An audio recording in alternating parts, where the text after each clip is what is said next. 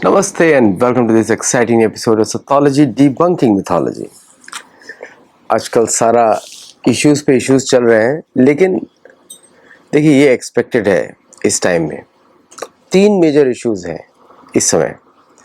America के सामने major issue है अपनी इकोनॉमी को लाइन पे लाना, क्योंकि जो अभी किसी को दिखाई नहीं दे रहा है वो ये है कि ऑन द ग्राउंड प्राइसेस इतने बढ़ने वाले हैं। अगर उन्होंने मैनेज नहीं किया, it will B A disaster for American people.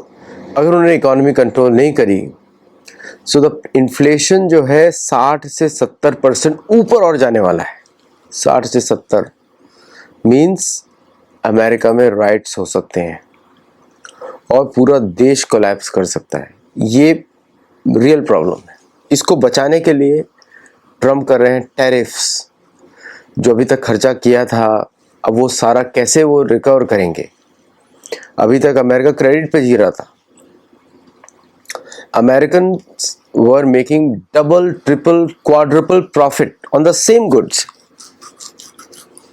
As compare to other countries, क्योंकि वो खरीदते थे से यूनिट 1 में, फिर उसके बाद उसको जो अमेरिका में आता था फिर उस पर टैरिफ्स लगते थे लगेंगे, फिर उस पर जब अमेरिका में आता है उस पर टैक्स लगते हैं, फिर यूनिट्स लगते हैं, फिर स्टेट का हो जाता है, फिर उस पर डिस्ट्रीब्यूटर्स का पैसा जाता है। The actual cost of 1 becomes 10 by the time it reaches the consumers in the United States। 10 गुना ज़्यादा प्राइसेस। अब क्या होगा कि विद अमेरिकन डॉलर की वैल्यू गिरने से अभी तक सडनली आपको दिख नहीं रहा है, ऐसा लग रहा है कि डॉलर का वैल्यू ऊपर जा रहा है क्योंकि सब लोग मैनेज कर रहे हैं।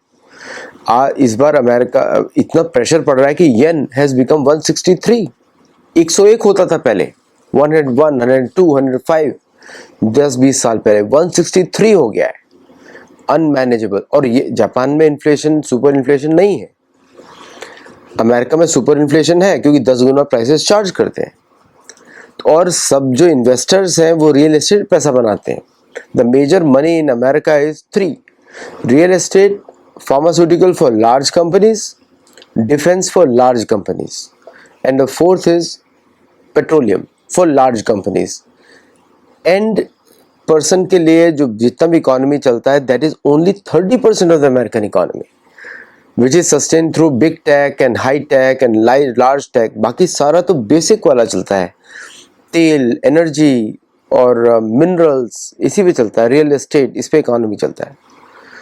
द हाइपर इन्फ्लेशन का मतलब है कि real estate prices will collapse. So जो majority of the real estate agents, जिसका फैंसी एड्स देखते हैं इंस्टाग्राम पे सब जगह, वो सब कोलैप्स हो जाएगा। जरूरत ही नहीं पड़ेगा क्योंकि लो इंटरेस्ट पे लोग घर खरीद रहे थे, अभी वो इंटरेस्ट रहेगा नहीं। Now people have to earn actual money. और देखिए बड़ा मुझे अजीब सा लगता है, such a big country and such a small population, then why the real estate is high? Because everything is concentrated around the urban centres.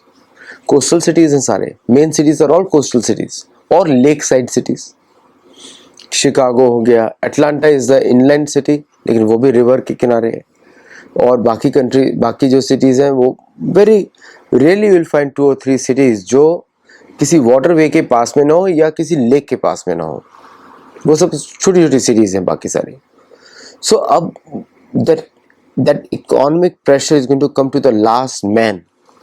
इसलिए Trump is panicked, क्योंकि अभी तक जो खर्चा किया था, अभी से नहीं 73 से जो खर्चा किया था अब तक, वो सारा क्रेडिट पर है।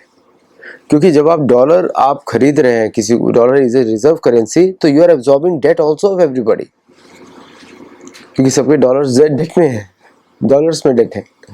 So this is a double catch situation. Either give up reserve currency, जैसे रिजर्व करेंसी गिव अप करेंगे they can't control, because the whole game is of control and make a narrative.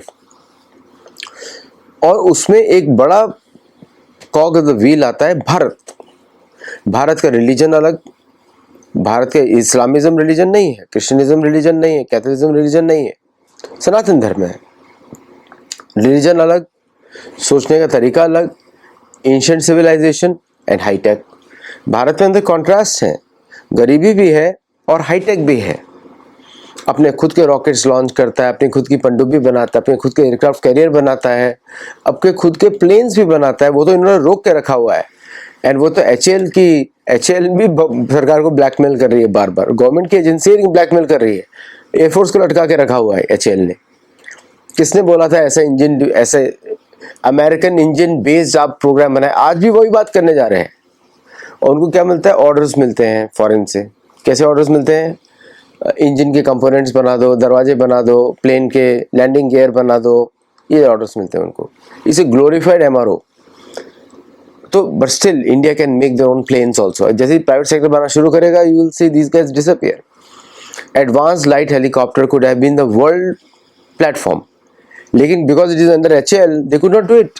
वो Peru में भी servicing नहीं कर पाए, Ecuador में भी सर्विसिंग नहीं कर पाए, तो people are not buying it. अगर वही टेक्नोलॉजी टाटा के पास होती या महिंद्रा के पास होती, it will be selling like hot cakes all over the world, है ना। शक्ति इंजन बनाए तो just remains a technology demonstrator company, आप ऐसे मान लीजिए। I have huge respect for Tejas plane, by the way. बार बार बोल चुका हूँ कि मुझे Tejas is a beautiful plane. तो but still nonetheless they can't do the productionising it, क्योंकि डिपेंडेंट किस पे है? किसको चूज किया पार्टनर? अमेरिका को। अमेरिका पे बताइए मुझे, विद इन अमेरिका बताइए कौन सी कंपनी अगर एक दूसरे कंपनी को हेल्प करती है? There is no ecosystem. Everyone has their own ecosystem which is based outside of America. सब compete कर रहे हैं आपस में। Their ecosystem is in China, their ecosystem is in Vietnam, Cambodia और India too in some cases, लेकिन in other countries it is there, not in America. तो within America companies don't share technology, तो क्या हम भारत को देंगे? नहीं देंगे, कभी नहीं देंगे। चाहे कितना भी हमारे जो मिनिस्टर्स हों, भारत के मिनिस्टर्स हों, वो बोलते रहे हम दोस्त हैं, ये है, बड़ा अच्छा बात हुआ, कुछ नहीं। These are all lip service. आपको स्मॉल टॉक का प्रिंसिपल पता होना चाहिए। अमेरिका में पहले स्मॉल टॉक होती है। Small talk is not the main talk. Small talk के बाद होती है main talk. Main talk is the main talk, है ना। ये प्रिंसिपल, ये अलग है, सोसाइटी अलग है ये। तो पूरा का पूरा जो अमेरिका की जो ट्रम्प की टेंशन है वो ये है। और साथ में they have to compete with the UK. UK का पैसा कहाँ से आता है? Insurance services. वो तो पुराने वाले हैं ना, पुराने इंश्योरेंस सर्विसेज वाले हैं। जगह कंट्रोल करो उससे पैसा लो, ट्रेड को कंट्रोल करो उससे पैसा लो, सब कुछ कंट्रोल वाला पैसा है। हफ्ता वसूली, हफ्ता वसूली is the main economy of UK. America भी वही करना चाहता है, सीखा अपने बापों से सीखा है, हफ्ता वसूली। अगर सपोज करिए भारतीय होते यहाँ अमेरिका में, तो कितना अच्छी तरह इसको ग्रो करते। देखिए कुछ बिल्डिंग्स और कुछ रास्ते अच्छे बनाने से, रोड्स अच्छे बनाने से, वो मैं मानता हूँ पॉपुलेशन कम जो होती है वो सब बड़ा अच्छा लगता है। Bharat used to look very very good before, जब पॉपुलेशन कम थी। आप पिक्चर्स देख सकते हैं पुरानी, भीड़ भाड़ कम थी। लेकिन जब जिस तरह पॉपुलेशन बढ़ती है, भारत को सरकार को नए नए लैंड्स एक्वायर करने पड़ेंगे। एक्सपेंशन, नेचुरल एक्सपेंशन है, तो उससे पाकिस्तान की लैंड वापस ले लें, बांग्लादेश की वापस ले लें, कोई रोकने वाला नहीं है भारत को। भारत बोलेगा आप ईरान में बिजी हो, हम आपको कुछ बोल नहीं रहे, हम ये कर लेते हैं। जब तक कि भारत उस तरह खड़ा नहीं होता है, दुनिया दबाती रहेगी। हमको अपने पूर्वजों का मान सम्मान रखना है। हमारे जो भरतवंशी हैं इनका सम्मान रखना है। कुरुवंशी हैं, नभाग, बड़े बड़े मंधाता, नहुष, ये जो हमारे बड़े बड़े भरत महाराज ऋषभ देव के पुत्र, सब चक्रवर्ती सम्राट है। चंद्रगुप्त मौर्य जहाँ पे टर्की बसा हुआ है वो उनके अंडर थी पहले। वियतनाम भी उनके अंडर था। चक्रवर्ती सम्राट जो है, एक कन्वर्ट हो गया अशोक, वो भी झूठ कहानी होती है, ही डिड नेवर कन्वर्टेड। तो ये पूरा जो भारत का जो पूरा चक्र है, ये कहीं ना कहीं हम लोग को डिसीजन लेने पड़ेंगे, टफ डिसीजंस। हमेशा डिफेंसिव नहीं खेलते रह सकते, because these guys are on the offensive. Modi ji बोलते हैं हम खुल के मारेंगे, हम घुस के मारेंगे। तो अभी सिर्फ पाकिस्तान के लिए सीमित नहीं रखना है, पूरी दुनिया के लिए रखना है। अभी जो सबसे बड़ा जो एनिमी है वो कोई और देश है, अभी उसकी जो पाकिस्तान के बिहाइंड है उसको आपको टैकल करना है। सो तो कहीं ना कहीं भारत की फॉरेन पॉलिसी में एग्रेसिव नहीं आना चाहिए। लेकिन अगर आपके बच्चे उधर पढ़ रहे हो, बच्चे आपके एम्प्लॉयड हो उसी देशों में, तो कहाँ से आप डिसीजन ले सकते हो? लॉजिकल बात है। चाणक्य ऋषि बोलते हैं ऐसे मिनिस्टर्स को नहीं रखना चाहिए जिसकी लॉयल्टी डिवाइड हो, जिसके परिवार वाले उधर पढ़ते हो, नहीं रखना चाहिए। और ये जो स्ट्रेटेजी है कि हम सब मैनेज कर लेंगे, कब तक मैनेज करते रहें? घुट घुट के जीने को जीना तो नहीं बोलते। जैसे हम भक्ति में बोलते हैं, खुल के बताना पड़ता है भाई हम भक्त हैं, हम बहुत गर्व करते हैं अपने भक्ति पर, हम लोग भक्त लोग हैं, मतलब साधक हैं। भक्त तो बहुत बड़ा टाइटल होता है, लेकिन हम तो साधक हैं, we are proud of that. तो बोलना पड़ेगा और तभी जाके ये चीज़ें शांत होती हैं। मैं आपको अपने घमंड से नहीं बोल रहा हूँ, मैं शास्त्रों लिखित बोल रहा हूँ। चाणक्य ऋषि बोल रहे हैं, जैसे अर्थशास्त्र में चाणक्य ऋषि जो है बताते हैं किस तरह दुश्मन को कभी भी अपनी जो प्रजा है उसका कंट्रोल उसके पास नहीं आना चाहिए, कभी नहीं आना चाहिए।